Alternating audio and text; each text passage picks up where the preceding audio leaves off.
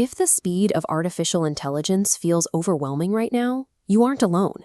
In 2026, the developments aren't just arriving, they surge. For years, we functioned in a conversational era. You asked a question, a chatbot gave you a clever answer, and the interaction ended. But that dynamic has reached its limit. The software now initiates workflows and interacts with digital environments directly.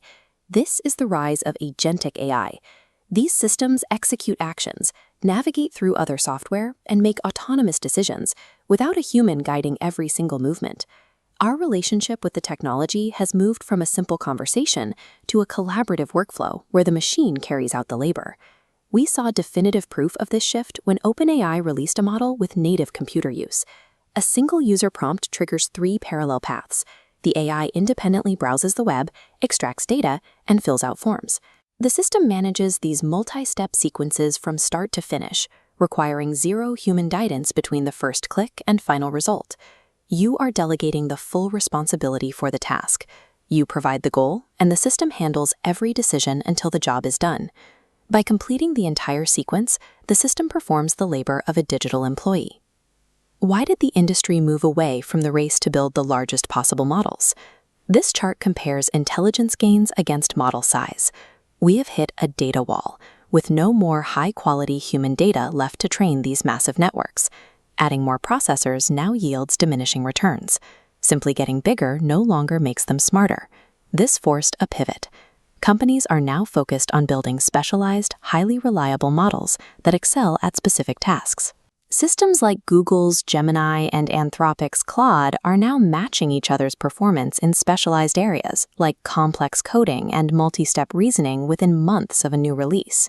A system that takes real-world action must be dependable. In this agentic era, a smaller instruction-following model is more valuable than a giant hallucinating one.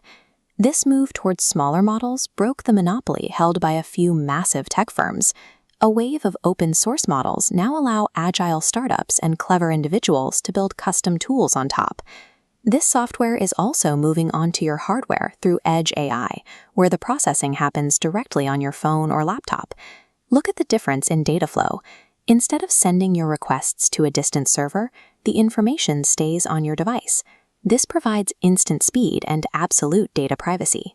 Entrusting a machine with your schedule, your finances, and your private files requires the level of security only found on your own local hardware. These localized active systems are now moving out of the lab to become a part of our daily infrastructure. We see this in the state of California, which is rolling out AI across its agencies to actively manage public services. Beyond current software, we are reaching a point of quantum advantage.